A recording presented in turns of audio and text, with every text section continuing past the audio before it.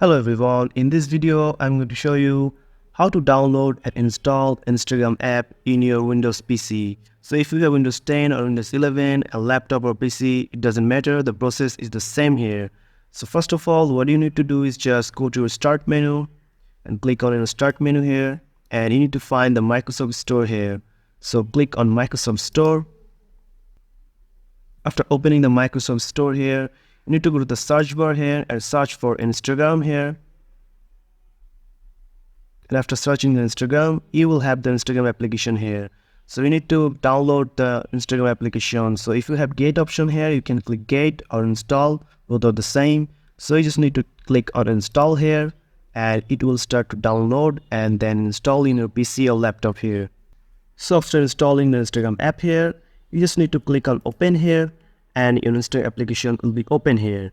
So now you just have to log in your Instagram account here. So that's it guys, this is how you can download and install Instagram in your PC or laptop here. So if you found this video helpful, please subscribe to this channel, and thank you for watching.